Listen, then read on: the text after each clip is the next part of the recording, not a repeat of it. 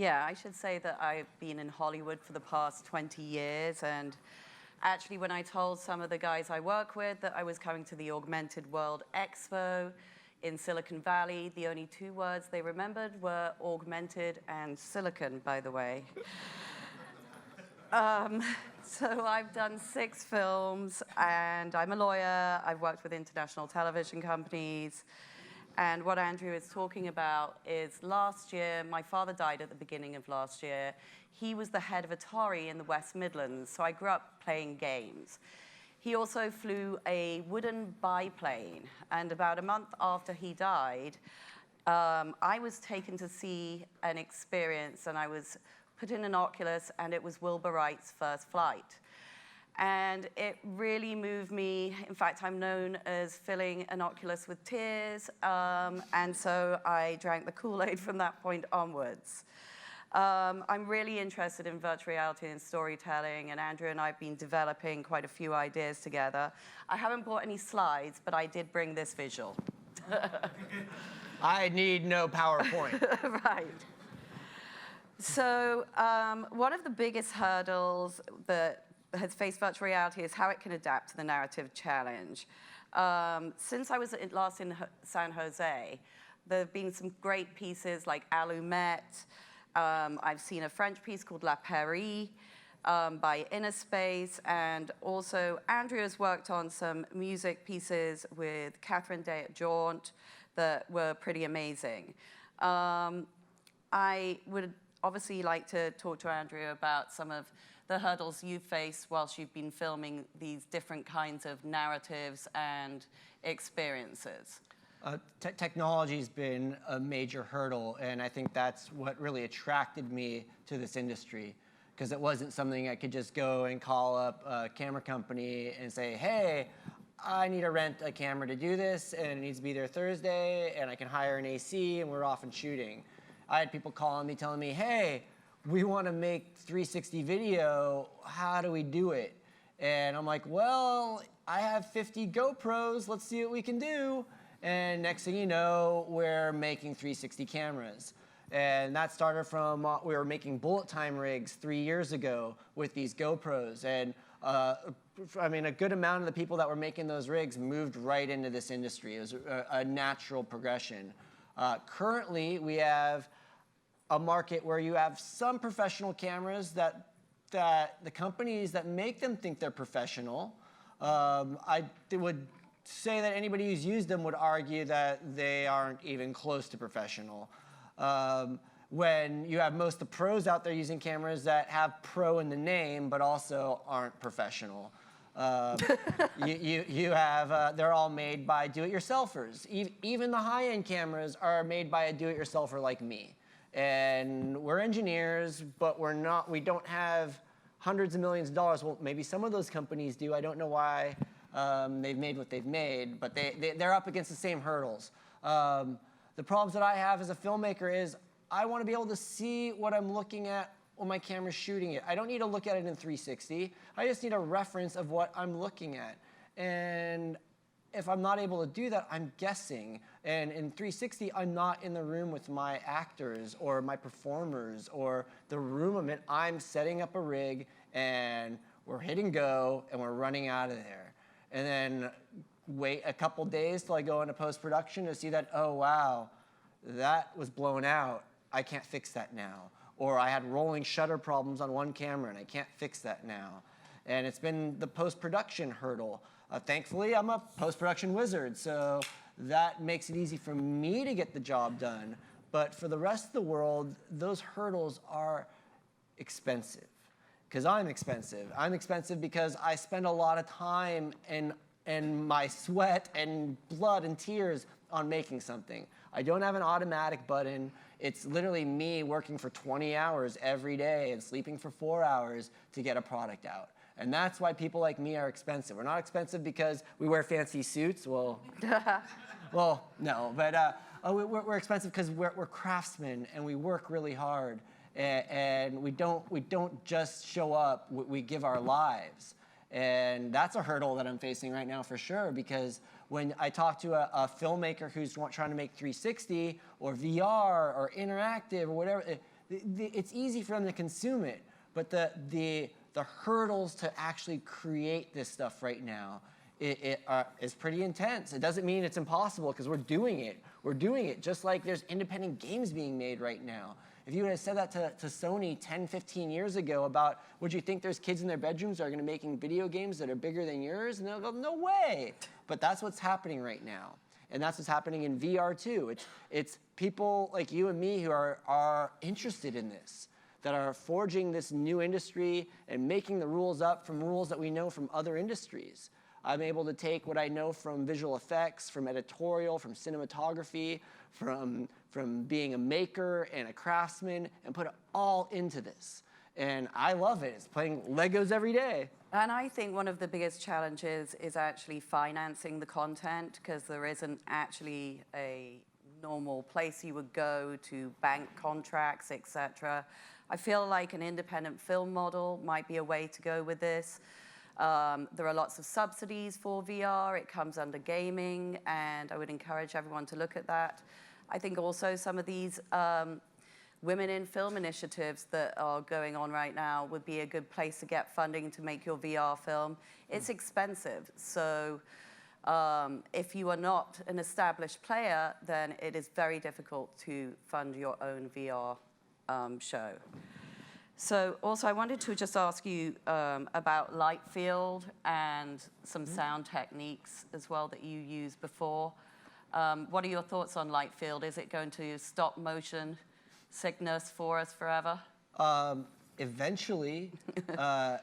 I've been lucky enough to work on some projects recently that have to do in light field. And it's a progression that's going to take us, I believe, 20 years. If you look at HD television and how long it took for HD TV to become 4K or even to become 1080p, it started off in the mid-90s at 720p as an idea and an initiative that said, hey, by the year 2010, we're going to go all HD, be ready for it. And he's like, yeah, whatever, and we kept on moving along.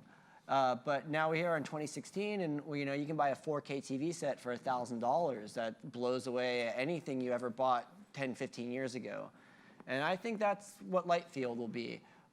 20 years from now, we'll be talking about how our holodecks are making matter reality, because where we came from light field.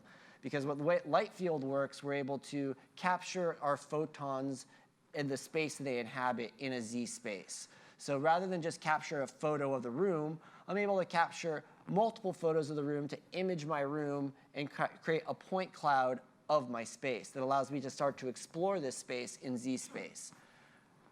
I mean, that's what virtual reality is, right? I want to be able to capture this room and not just watch me, but walk around this room and watch everybody else and really feel what this space felt like.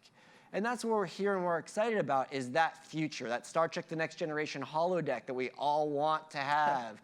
We want that. We want those holograms from Star Wars. We want that. We want these things. And they might not be here today, but you have to start somewhere, When television started, when film started, when radio started, when Shakespeare started, do you think they imagined all this? Of course they did. Of course they did. Well, Shakespeare did in the round. That's the point. So that's the point. Go. It's 360. And we're still doing the same thing. We're still storytellers. We are storytellers. Now, whether you're a storyteller that sits around a fire and tells a campfire story, or you're a storyteller that sits behind an edit bay and edits together a story, or you're a storyteller that writes, we're all storytellers. This is now a medium that takes those storytellers and gives them a new way to tell a story. But it also means that we can change the way we tell stories, because no longer do I have to find somebody who can imagine something. I can find somebody who really lives that life. You can find like the Hoonigans, they're the car drifting guys. You can put a 360 camera in their car and tell them, just be you. Just be extreme. Just be you. And do that. And there's millions and millions of people without VR headsets that will grab their phones and they'll look in their phones through their magic window, and they're gonna watch this guy drift his car. And they're gonna go, this is so cool. And maybe, just maybe, they'll buy a headset. And maybe, just maybe, they'll start creating stories in this world too. And that's what excites me, because I was one of them once. I was a kid with a Viewmaster. Looking at my Viewmaster, going, this is so cool. Going left eye, right eye, left eye, right eye. Going, that's how 3D works. Wow, this is so cool. Next. Going, wow. And I was 2, 3 years old. And there's kids today that are seeing VR. So the question is, how long did you do that for? Because obviously, the question is, how long should VR be? I feel like 360 is a 5 to 8 minute experience, but I do believe that anything that is truly interactive has to be longer. What are your thoughts on that? All right, so currently we're in a technological bubble, right? If you think about where talkies were and stop motion films and how when they were first making those films, they're like, oh, nobody's gonna want to make a 3-hour movie. Who's gonna sit for that? You're kidding me? But it's because we didn't create the verbiage yet or the way to actually to make those stories work. I would love nothing more than to lay back on my couch and get lost in a world in VR. But that doesn't work right now because of our headsets and moving my head around. It's just not quite feasible. But that's a world that I think a lot of people would like to just sit back and relax and not be interactive necessarily. And that's a big hurdle to get over because everybody wants to put these headsets on, look around, walk around, play with things. But most people just want to sit back and watch things happen. So how do you differentiate those type of experiences? I personally want to walk around a room. I want to look at the ceiling. I want to look at the ground. I want to find Easter eggs. I think that to me is great. But 5 minutes right now is key because technology is holding us there. We want to move on. We want to share. We want to talk about it. When augmented comes and we're able to experience things in our living room, then I think we might be in a little bit more of a longer world to sit in. And what do you think about traditional creators in VR? Because I believe that traditional creators have to be given the time with VR so they understand it and they're educated about it, and it's not an add-on to an existing show. I think they have enough to deal with to deliver a show without having VR in the background foisted on them by marketers. Yes. So at the very beginning of the process, if any creator wants to do this, I feel like it has to be mapped out very, very well. And what are your thoughts on it? Which I know you have thoughts on it. Absolutely. Nobody wants something forced on them, especially as a director. If you're directing a feature and they tell you, yo, you got to do VR now. You're like, I got to do this, or somebody else has got to do this. Somebody else has to do this. Oh, crap, that's going to suck. All right, well, let's do it. And it just goes and goes and goes. But if it's not a part of the initial concept, this is still filmmaking, guys. This is still cinematography. It's the same thing. It's still editorial. It's still following eye lines. It's still cutting on the action. It's the same thing we've been in. So you can take a normal cinematographer and you can give them a quick how-to and say, listen, this is just surround sound for video. Don't worry about what's behind you. Worry about what your action is. When your stuff's going on behind you, people are going to look and there's nothing going on. They're going to look right back. And that's what you want, unless you want them looking behind you. Otherwise, they're missing your story. And that's why I think like cameras like the Ozo, where they focus stereo only in front of you, is a trick. It's a good trick because that gimmick keeps you looking forward. It keeps you looking forward because when you look over here, you don't realize right away it's not stereo. But when you look forward, this is just more interesting to look at. And I think that's a really good trick for storytelling. And we do it in normal cinematography too, in color grading. I'm going to take my hero, I'm going to make sure they're rich and bright, and I'm going to grade down what's behind me. And that's something that I'm doing right now in VR. I'm working in color grading VR, so that way we can come up with ways that in post, we can tell the story a little bit better. And I mean, I think my final comment is have fun with this and experiment, and I'd love to see everything that you do. And how about you?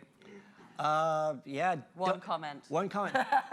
Don't get caught up in technology. It changes every day. What was good today is bad tomorrow, and it will change. It will keep on changing. So when something changes, just let go of it and move on. Don't talk about how great something else used to be. No, move on and start with it new. If your camera rig that you just spent all your money on is outdated tomorrow, c'est la vie. That's this world right now. And be happy you're a part of it.